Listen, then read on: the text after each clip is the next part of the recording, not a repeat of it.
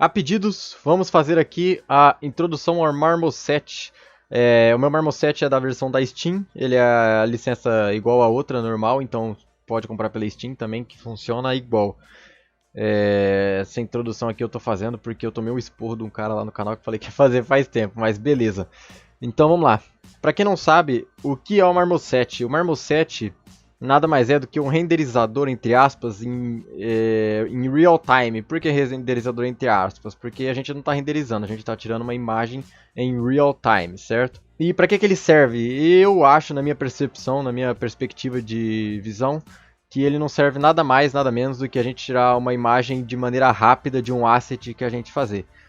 Para cenário, eu acho que não vai funcionar tanto, porque é legal você saber melhor sobre a Unreal ou a Unity, que é onde você vai montar os seus cenários para poder enviar para o seu cliente ou dentro do estúdio que você está trabalhando. O Marmoset é mais uma apresentação de um item ou de algum objeto, tá? Então vamos lá.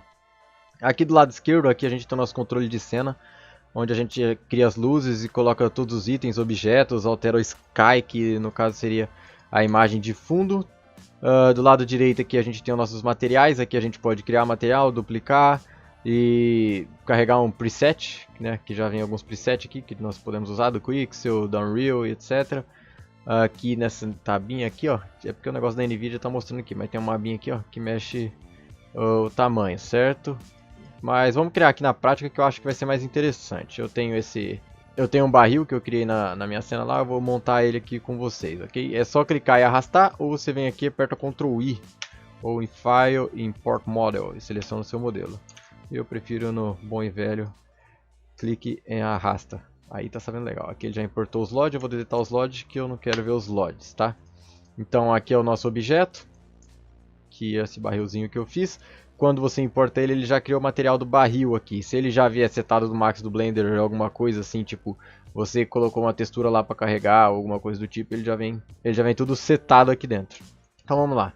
A primeira coisa que eu faço aqui para montar o meu asset, eu troco o workflow, porque o workflow padrão que vem nele é o Specular and Glossiness. Eu não uso esse workflow, eu uso o workflow de Metalness, então é só clicar aqui e clicar em Metalness que ele já altera. E trocar aqui por Roughness, que aí já faz a alteração do workflow que a gente usa. No caso que eu uso, você usar Specular and Glossiness, você mantém daquele jeito.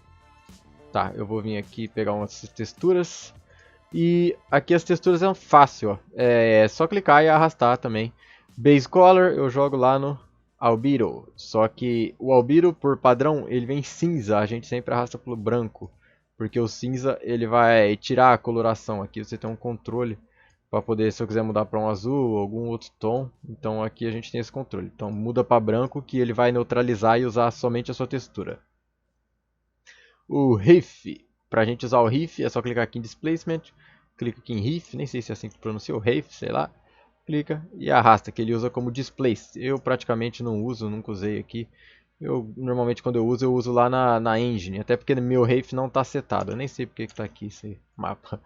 Mas enfim, você consegue setar e como no Substance, o mapa vai criar, entre aspas, uma geometria e vai fazer um relevo tanto para baixo quanto para cima. Tanto é que meu Rafe aqui nem está pintado, ele está cinza. Mas eu explico um pouquinho sobre o Rafe no vídeo do Substance de 2019, eu vou deixar o card aí em cima que vocês vão entender melhor como funciona esse lance de Rafe, Parallax, tá? Então, Roughness, eu tenho Roughness, só clicar e arrastar. Ele já pega as configurações do material, você já pode ver que já tem a quebra de luz aqui no nosso brilho. O Normal Map, só clicar e arrastar aqui no Normal Map. Se ele tiver invertido, que eu acho que nesse caso tá, porque esse aqui é para dentro, é só clicar no Flip Y, olha lá, que ele já configura. Eu já expliquei sobre esse lance também de Flip Y, OpenGL e DirectX, só confere no card no seu canto superior direito também. E por último o nosso Metalness, só clicar e arrastar, que ele já faz o cálculo. Pronto, aqui a gente já tem basicamente nosso asset pronto, só que não é somente isso, a gente tem que configurar uma luz, tem que configurar algumas outras coisas. Por exemplo, essa luz que está de fundo é um HDR. O que é um HDR? HDR é uma imagem que emite luz. certo? Então a gente pode vir aqui, ele tem uns presets, eu gosto bastante desse último aqui, Unity Gallery, gosto desse, cadê a Catedral? Grace Cathedral. Grace Cathedral, gosto bastante desse, se a gente setar as luzes bonitinhas, mas vamos trabalhar aqui com o Unity Gallery. Amphizy Gallery, a Unity tá na cabeça aí, né? Só que eu quero criar outro barril aqui, para dar um exemplo de eu ter 2 objetos, eu posso ter quantos eu quiser. E por incrível que pareça, cara, a viewport do Marmoset, ela é bem boa, ela suporta bastante polígono, eu já vi projetos com bastante polígono nela. Eu vou duplicar aqui meu material também, Barrel 2, e vou arrastar meu outro mapa aqui, ó. E esse material eu clico e jogo aqui. Beleza, tem aqui os 2 objetos, eu vou começar a setar o nosso Sky.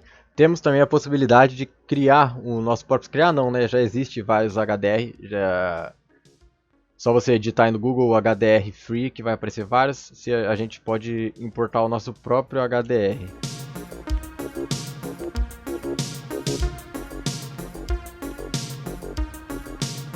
Pronto, é só carregar um HDR que ele já fica aqui. Você pode pegar o que melhor combina com o estilo de luz que você quer chegar. Vou pegar esse daqui, eu acho que combina mais. O certo seria, né, alguma coisa na beira do mar, porque eu vi esses barril de petróleo, eu lembro alguma coisa na beira do mar. Mas enfim, é só para vocês entenderem como funciona o Marmoset.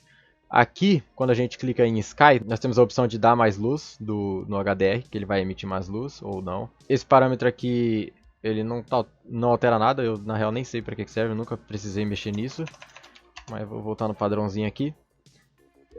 Vou baixar aqui, deixar mais ou menos aqui. Aqui tem a rotação, se a gente clicar e rodar, ele vai rotacionar o HDR, ou apertando Shift e clique com o direito. Shift e clique com o direito, movendo na nossa horizontal, ele vai rotacionar também o Sky.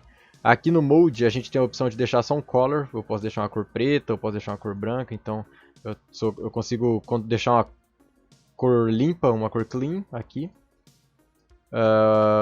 O Sky, ele vai deixar o Sky mesmo, como vocês podem ver o Sky todo bonitinho. Aqui a gente controla o brightness dele, da viewport, não é do modelo de cima, esse aqui é o da viewport, então por mais que esteja preto ou branco, ele vai estar a mesma quantidade de informação de luz dentro da nossa mesh. Aqui é o blur, que só funciona se tiver no Blurred Sky, aqui a gente consegue dar um blur no Sky.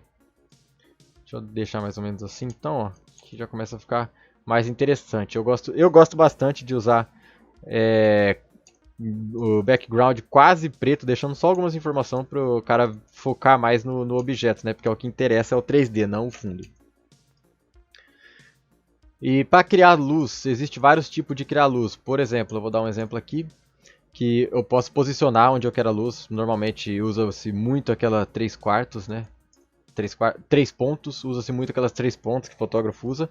É só posicionar a câmera onde eu quero, Alt e clique com o esquerdo, eu vou rotacionando no objeto, Alt e clique com o direito, para frente e para trás eu dou o zoom, Alt e o do meio eu dou o pan, que é aquela rotação em 2 eixos, ok? Então vamos lá, eu posiciono aqui em um ponto e clico na luz aqui, ó, pum, ele vai criar uma spotlight. A spotlight nada mais é do que uma luz com um foco, um spot. A gente consegue controlar o brightness, que é a quantidade de luz que está emitindo. A cor dela a gente consegue alterar também, para qualquer outra tonalidade de cor. Deixa eu voltar no branquinho. A distância dela, o que quer dizer a distância? Vocês podem ver que tem esses raios, esses feixes aqui, é esse controle. Ó. Muito longe ela vai pegar praticamente a cena inteira. Ou voltando aqui, o spot fica menor e não consegue emitir luz até a mesh. Attenuation Curve é basicamente o quão longe eu acho que nossa luz vai chegar. Por exemplo, o limite da nossa luz é aqui, mas o Attenuation Curve eu consigo fazer com que ela fique mais fraca, por exemplo, aqui. E ela consegue pegar um padrão mais fraco para cá, entendeu? Eu acredito que seja isso, também nunca precisei usar esse parâmetro. Shadow Offset é aqui a sombra, ele trabalha mais com a sombra. Eu precisaria ter um plane aqui, cara. Deixa eu portar um plane. Pronto, aqui a gente tem uma noção melhor como funciona. O Shadow Offset é aquele corte de sombra que deixa tudo menos realista, então não use. Esse Width é o quão duro, como que eu posso explicar? Você sabe aquele softbox que é grandão? Aquilo lá tem a função de deixar a sombra mais soft, uma sombra mais opaca, uma sombra mais dispersada. E se vocês repararem uma luz de normal, de teto, ela vai deixar uma sombra dura. Se vocês olhar aí no chão, sei lá, qualquer luz aí, você vai ver que deixa uma sombra dura porque é a luz pura. E uma luz softbox, que é que tem aquele papel na frente ou alguma outra coisa, ele deixa uma luz mais soft, uma luz mais dispersada. Então é o mesmo efeito aqui, ó. Width, ó, tá vendo como que a sombra reage aqui, ó. Se eu voltar aqui no zero, a sombra dura. Se eu aumentando, ela fica uma sombra mais dispersada. E o mesmo serve esses dois parâmetros. Eu vou criar tipo como se fosse aquele softbox, só que deixa eu clicar aqui em Visible Shape. Só que é que não está mostrando porque eu tenho que subir esse aqui carinha também. Olha lá, agora sim, ó. Pronto, agora a gente tem uma softbox. Esse aqui a gente tem um controle na horizontal e na vertical, e esse aqui é um controle global, como se fosse usar as duas junto ao mesmo tempo. O Spot Angle ele vai abrir todo o nosso ângulo do spot para pegar uma área maior. O Spot Sharpness, como que eu posso explicar? Ele vai deixar o spot também mais difuso ou mais duro, tá? Essa eu acho que é uma explicação mais simples que eu poderia dar, porque se eu explicar uma parte técnica, enfim, vou tentar aqui. Imagine que dentro desse spot, dentro desse raio, aqui a gente tem um outro spotzinho aqui. Esse Spot Sharpness, ele decide o quanto esse spot dentro do spot vai abrir, que é o que vai deixar tipo esse espaço aqui de mescla, de dispersão, entendeu? Então, tipo, imagina que o nosso spot está aqui, ele vai ter esse espaço daqui de dispersão. Aí se eu for forçando aquele sharpness, o nosso spot vai ter aqui, ele vai ter esse espaço de dispersão. É isso que faz o spot ficar duro. Eu acho que essa é a parte teórica, então o que importa é que ele fica duro ou não, olha lá. Beleza? Mexendo aqui vocês conseguem ter. O Spot Vignette é aquele esquema de vinheta, de ficar arredondadinho ou vai ficar full quadrado. Então essa configuração do Spot, a gente tem também outros tipos de luz. Clicando aqui em Spot, a gente tem o Directional, que é como se fosse um sol, que ele vai pegar a cena toda, não vai ter aquele raio de spot, é literalmente a cena toda, como se fosse o sol mesmo. A gente pode trocar a cor e todos os parâmetros são praticamente iguais, exceto o spot que não vai funcionar para nada porque ele não tem o spot. E também temos a Point Light, que no caso aqui é a Omni, que nada mais é do que a luzinha normal, aquela luz de cozinha que a gente tem, beleza? O meu gizmo ele tá pelo local, como que eu faço para mudar esse gizmo? Ctrl T, eu aperto Ctrl T, ele volta no Word do Marmoset, porque às vezes está no normal, você quer mexer para um lado, quer mexer para o outro e não funciona legal. Então Ctrl T, olha só, quem falou que não tem escala aqui, rapaz? Olha só, descobrindo ao vivo, hein? Ctrl R na cagada que eu apertei aqui e descobri. Mas enfim, Ctrl T, ele mexe no global do Marmoset. Uma coisa legal de criar pontos de luz é criar pontos de luz baseado na imagem que já existe. Por exemplo, eu tenho a imagem aqui, eu dou um clique na imagem, é que essa imagem está preta em cima, mas ó, se eu ir passando aqui na imagem, ele cria essa luz conforme o nosso HDR. Deixa eu pegar esse ponto de luz aqui que está mais forte, ó. Ele cria esse ponto de luz, eu vou criando vários aqui, ó. Vou pegar vários pontos de luz só de referência para vocês verem. Então eu vou clicando e vocês veem que eles estão linkados aqui, ó. Então quando eu rodar o meu environment, todas essas luzes vão rodar junto, ó, elas rodam junto. Elas conseguem, ela não tem o preview aqui, elas só ficam aqui, na real ela fica aqui o íconezinho, mas não dá para poder mexer do lugar, porque é uma luz que está linkada à imagem. E como que eu faço isso se eu tiver uma spot, por exemplo, vamos lá. Eu clico aqui meu spot e arrasta meu spot para dentro do Sky. Isso aqui funciona muito igual na parte de Unreal e Unity, que causa o link. Aí se eu rotacionar, a minha Spotlight vai rotacionar junto. Beleza, vou deixar esse carinha aí, esse Spotlightzinho aí. Deixa eu dar só uma configuradinha nele rapidinho.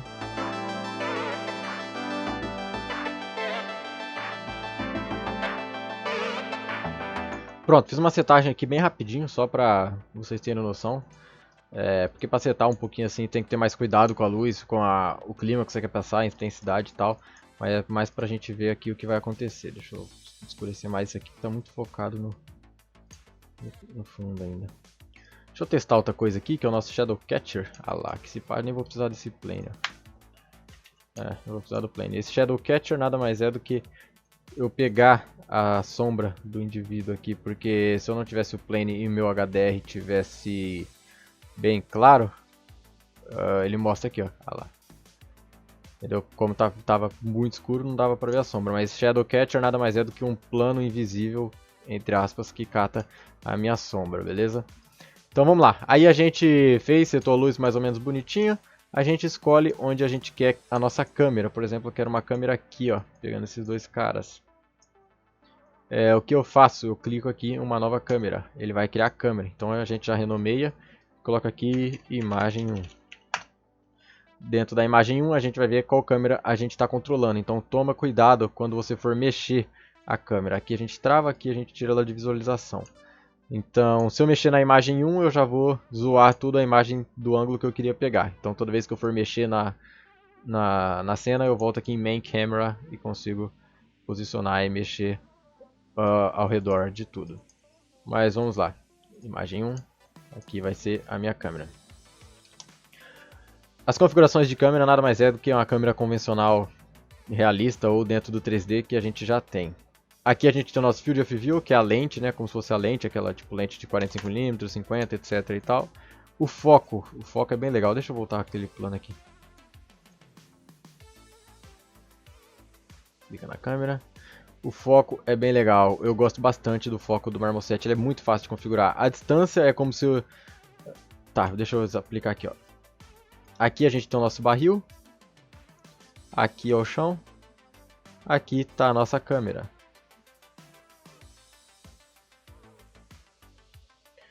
A distância é onde o ponto que vai estar o nosso foco, tá? Então a distância a gente consegue controlar esse ponto, que é o foco. Por exemplo, eu teria que deixar o ponto aqui, então eu vou ter que mexer na distância para configurar mais ou menos o meu ponto aqui. Aí a gente tem esse Near Blur, que é o quanto vai estar blur perto, e o quanto vai estar blur longe, que é o Far Blur, ok? Acho que deu para entender. Então eu procuro aqui o foco da distância, ó. Esse é o meu foco da distância, ó. Tá vendo? Então o Near Blur tá bem borrado aqui, a gente diminui. Não vai dar para ver por causa da sombra, eu teria que ter outro objeto aqui, deixa eu duplicar esse. Aí tá legal. Aí o Near Blur, ele tá bem forte, então a gente diminui para poder ter o zoom para ter o foco mais perto. E o Far Blur é a mesma coisa, tá muito borrado lá, a gente pode tirar eliminando esse efeito. Então, se eu quero focar só nesses dois carinha, eu configuro lá mais ou menos. Deixa eu tirar o blur aqui que eu quero pegar só esses dois do meio. Beleza? Aí aqui tá um pouquinho desfocado e lá tá bastante desfocado. Dá uma mexidinha aqui.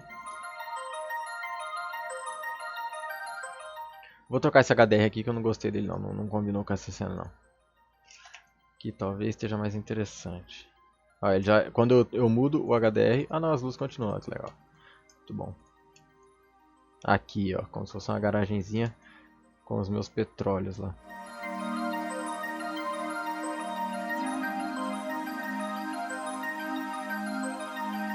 Vou criar uma textura aqui no chão só para ficar mais bonitinho, tá? Vou colocar um asfalto.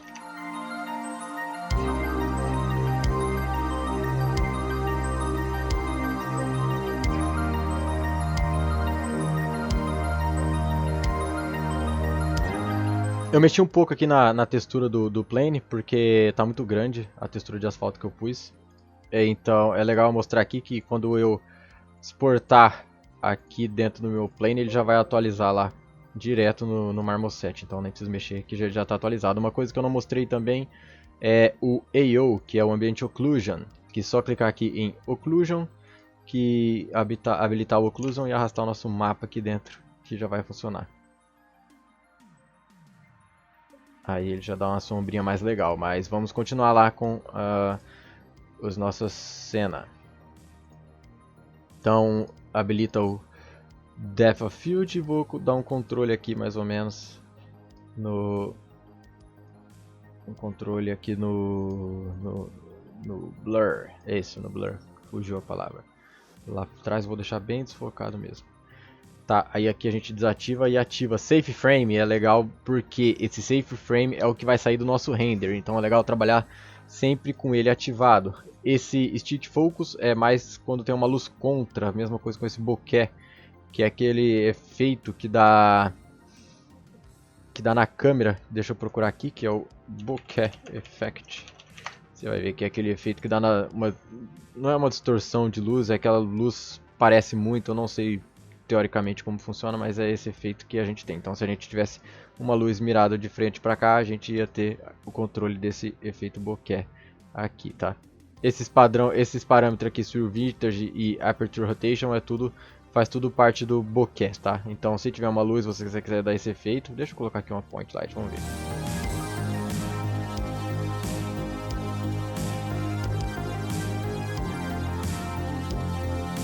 Ó, então, criei uma luz ali, deixei bem forte e um material de cromada aqui, só para vocês verem o efeito bokeh. Então, a gente tem a opção aqui ó, de deixar a densidade dele maior e mudar a lente. Toda vez que eu clico aqui, vocês podem ver que muda lá. Então, é legal ir testando, ó, tem até de coraçãozinho, aqui não dá muito para ver. Mas, olha lá, forma um coraçãozinho, então a gente tem esse efeito de rebatimento de luz com o desfoque, tá? Aqui é a rotação do ângulo, beleza? Só para vocês terem ciência desse efeito bokeh. Mas se você manjar de fotografia, provavelmente você vai saber do que eu estou falando. O flare também é aquele rebatimento de luz, igual quando a gente olha para o sol, vem aquela cara lá. Isso aqui o Michael Bay gosta de usar bastante, então a gente tem a opção de flare, que são os rebatimentos de luz aqui também, tá? E tem a distortion, que a gente tem no distortion, que é a aberração acromática, que separa, eu não sei a parte teórica dessas composições de câmera, eu não estudei isso ainda, mas são uns efeitinhos que tem aqui, a gente consegue controlar cada um individualmente, cada canal individualmente. Mas eu não sei o que causa na lente para ter esses efeitos de aberração cromática, mas tem aqui bastante exemplos de aberração cromática que dá esses efeitos aqui, ó, que é como se fosse o pixel mexendo, alguma coisa assim. E é legal usar, se você souber usar bem pouquinho sem forçar, é legal usar. Ó, já dei um clique aqui no barrel, a lente de olho de peixe e a olho de gato. Mentira, eu inventei esse nome, mas é a pra frente e pra trás aí que você pode brincar e testar aí. Se eu deixar uma aberração cromática, é legal. Tá, aqui a gente tem, eu acho que é uma das partes mais importantes da configuração de setagem de render, entre aspas. Deixa eu deletar aquela luz forte. Estava ali, deixa eu voltar ao material. Mas então aqui, cara, eu vou deixar esse HDRI um pouco mais forte. Tirar um pouco mais desse fundo dele. Esse aqui eu quero deixar ele um pouco mais escuro, ó, legal que... Opa, não, esse cara não. Esse cara aqui do asfalto. Vou deixar um pouquinho mais escuro, ó. É legal que a gente tem esse controle aqui, que eu expliquei lá no começo que é o branco, então é interessante a gente ter esse controle. Aqui também, às vezes, se eu achar que tá muito claro, eu posso dar uma escurecida. Mas tá ok. A ideia era ser um barril bem desgastado mesmo, tudo sujo. Então a gente tem aqui os Tone Mappings. Eu falei um pouco sobre esse Axis, sobre esses carinha aqui. Mais sobre o Axis, que é da Unreal 4, do que os outros em si. Eu vou deixar o card aí em cima que eu falo no vídeo do Substance. Se você não viu, vê porque é interessante. Ele é uma calibragem de monitor ou de cor. Alguma coisa assim, eu também não sei a parte teórica disso. Tá? Eu gosto de trabalhar com o linear mesmo, que é o padrãozinho. Aqui a gente tem o controle de exposição da câmera. Quanto mais luz entra nela ou quanto menos luz, né? Contraste. Aquele bom e velho contraste do Photoshop, a gente já tem direto aqui. Contrast Center também é aquele mais contraste no centro ou nas bordas. E a saturação, desaturado e todo saturado. Curves, a gente consegue também controlar o contraste através das curves, que é como se fosse mesmo a curves do Photoshop. A gente gasta um layer de curve em cima. Tem os presets de curve e eu basicamente uso muito esse High Contrast, que ele já cria um contrastezinho legal, já fica mais bacaninha. Sharpening, ele vai deixar a sua imagem mais definida ou não, então eu posso deixar ela um pouquinho mais definidinha. Aqui tem um limite de que vai deixar a força do Sharpening. O Bloom é aquele lance de luz também, que dá aquele Bloom, que é aquele efeito de estourado, né? Então a gente consegue controlar a quantidade de brilho do estouro, a cor do brilho do estouro e também o tamanho dele. A vinheta, né? Clássica vinheta que fecha o cantinho, eu gosto de usar um pouquinho. E também o grain, que é o noise, é o granulado. É legal usar também, porque o grain existe na fotografia no caso real. Então a gente tem o controle de grain e de sharpness. Quanto mais blur ou não vai estar esses grãozinhos. Então é legal usar um pouco, beleza? Depois dessas configurações de câmeras e luz, a gente tem a configuração de render, que no caso eu acho mais importante. Eu dei um vacilo aqui, mas o mais importante de você fazer antes de tudo é habilitar o GI, que é o GI é a iluminação global, que é o que vai pegar os reflexos, o que vai pegar todas as informações melhor. Você pode ver que mudou drasticamente a minha luz, né? Então tem que habilitar ele primeiro para depois fazer a luz. Mas aí é só voltar aqui e fazer uma configuração bem rapidinha aqui.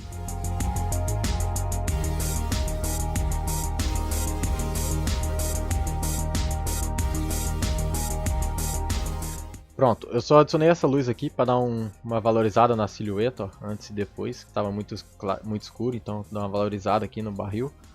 Acho que fica um pouco mais interessante, mas dá para chegar num resultado melhor se for mais trabalhado. E esse foguetinho aqui é legal, porque se tiver muito pesado a sua cena, que vai ficar já já, que é nessas opções que a gente ia chegar agora. Eu habilito o GI e para tirar o render, para tirar a imagem final, a gente habilita o Local Reflections, que é o reflexo local que vai ter aqui, ele vai reconhecer. Isso aqui é a refração interna, quando a gente tem refração, no nosso caso a gente não tem. Isso aqui é o que deixa pesado, mas se habilita só quando você for tirar a imagem. Você coloca do double, ó, a diferença que dá. Até para clicar já demora. Ó. Tá. No double ele já dá uma definida melhor, e no 1 por 1 ele é piorzinho, só que é mais rápido. Então, quando tá com o double ativado, ó, deixa eu voltar na câmera de mexer, ó, já fica mais lerdo, ó, fica bem mais lerdo. Tem muita mais informação rolando. Aí eu clico no foguetinho que ele vai ajeitar pra mim. É como se ele desabilitasse todos os efeitos para que eu pudesse mexer na viewport. Então, beleza. Volto na imagem da câmera, brinquei, mexi onde que eu queria lá, volto no foguetinho. O wireframe é aquele bom e velho wireframe, se eu quiser mostrar um render de wireframe. Isso aqui ele mostra um trutinha que está pequeno aqui, não sei porquê, porque meu barril está em tamanho real. A gente consegue controlar a cor do wireframe e a espessura dele. E a gente tem também o Ambient Occlusion, que é a sombra de contato, ó. Tá vendo que tem uma sombrazinha aqui e aqui? É aquela sombra que existe quando há contato entre dois itens ou entre o próprio item mesmo, tá? Então é legal ter aqui, porque isso existe também no mundo real. Então é só dar uma configuradinha aqui, ver o que fica legal. Porque mesmo que não tenha luz, vai existir essa sombra e ela precisa marcar um pouquinho, entendeu? Ela marca um pouquinho no contato entre dois objetos, tá? E por último, aqui, deixa eu voltar na câmerazinha lá. Por último a gente tem a nossa watermark, que eu fiz com... aqui render. Que eu fiz com Marmoset. Quando você renderiza, aparece esse carinha aqui. Tá, Brito, mas como eu faço para renderizar? Vamos lá, ativar o 2. Anti-aliasing já está no máximo. Occlusion Detail eu posso colocar no máximo também, que vai rolar legal. A gente clica aqui em Capture e aqui em Settings a gente consegue configurar o tipo do formato, a quantidade de sample que vai ter. Eu uso, sei lá, tipo 100, porque de qualquer jeito é muito rápido fazer. Se vai ter transparência ou não do fundo, que ele já recorta para vocês, se for PNG, e o tipo do formato da imagem que vai sair. O mesmo para vídeo, porque é possível renderizar vídeo aqui também. Aí a animação é outros 500 que eu vou mostrar em outro vídeo. Aí é só clicar em Capture e apertar em Image ou teclar F11. Teclei F11.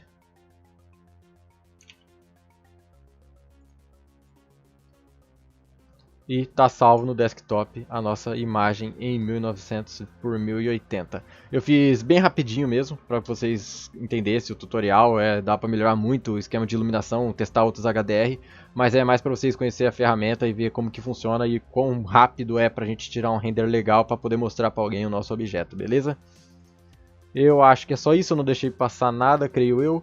Mas qualquer dúvida, qualquer sugestão que vocês tenham nessa parte aí de render ou tirar uma imagem, pode vir falar comigo através do Discord. Se você não entrou, entra aí, o link está aí embaixo. E espero que vocês tenham gostado. Curta, se inscreva e compartilhe aí para poder dar aquela fortalecida. Demorou? Valeu, galera. Abração.